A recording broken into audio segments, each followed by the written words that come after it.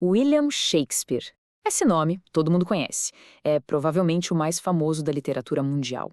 As peças dele são encenadas até hoje, os poemas recitados. As palavras dele ecoam por toda parte. Mas sabe, por trás desse gênio todo existe uma espécie de fantasma.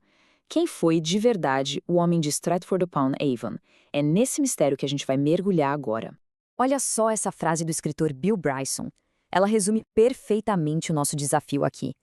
Toda a biografia de Shakespeare é 5% fato e 95% conjectura. Ou seja, o que a gente realmente sabe sobre o maior escritor da história é, na verdade, muito, muito pouco.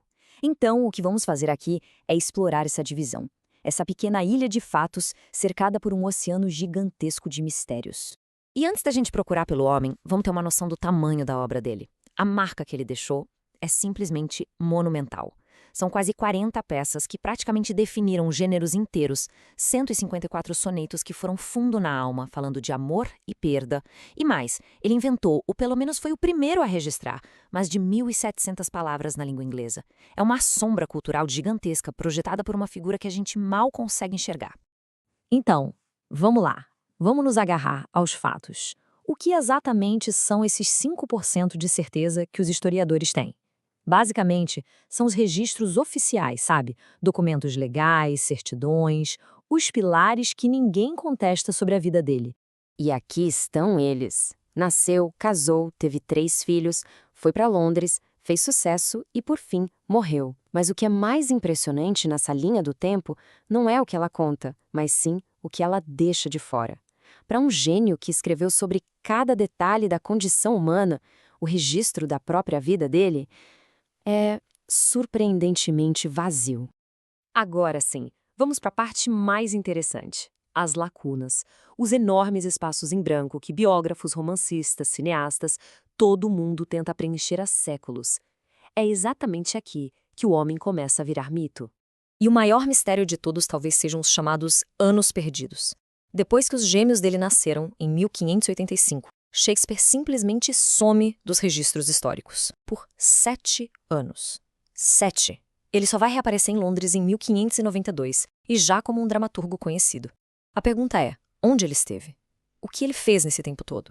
E olha, teorias é o que não falta. São muitas e bem diferentes. Alguns dizem que ele teve que fugir da cidade para escapar de um processo por caça ilegal. Outros acham que ele trabalhou como professor numa área rural. A teoria mais aceita, talvez, é que ele simplesmente foi para Londres tentar a vida. Mas a verdade é, ninguém sabe. Nenhuma dessas teorias tem uma prova concreta. E o mistério não se limita à vida profissional, não. Ele vai muito mais fundo, entra no mundo pessoal dele, especialmente na coleção de sonetos. Esses poemas são super íntimos, sabe? Mas as pessoas para quem ele escreveu continuam anônimas. A coleção é dividida principalmente entre 2 destinatários bem enigmáticos. O primeiro é o Belo Jovem, para quem são dedicados os primeiros 126 sonetos. E a segunda é a Dama Sombria, uma figura bem mais complexa e sedutora que aparece nos poemas seguintes. Quem eram eles de verdade? Essa pergunta é um dos maiores quebra-cabeças literários da história.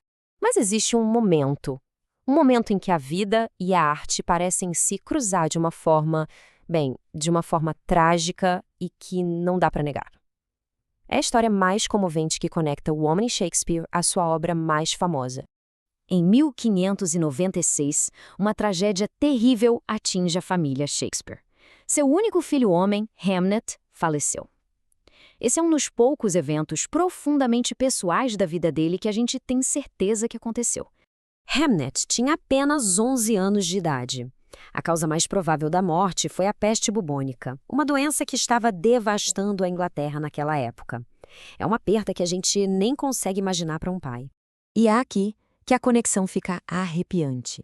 Poucos anos depois da morte do seu filho Hamnet, Shakespeare escreve sua maior tragédia sobre um filho de luto pela morte do pai, Hamlet.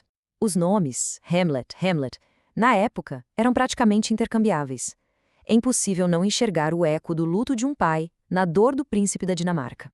Então, o que a gente faz com todas essas lacunas e todos esses ecos? Talvez essa falta de informação não seja uma falha. Talvez seja, na verdade, uma parte essencial do legado de Shakespeare.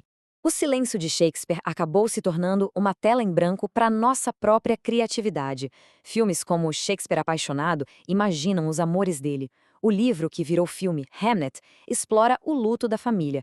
E até O Rei Leão é, na sua essência, a história de Hamlet. O mistério dele não nos afasta, pelo contrário, nos convida a fazer parte da história. E isso tudo nos leva a uma reflexão final. Talvez o verdadeiro gênio de Shakespeare não esteja só no que ele escreveu, mas no espaço que ele deixou para a gente preencher. Afinal, quem sabe a imortalidade não venha de ter todas as respostas, mas sim de inspirar uma busca sem fim por elas.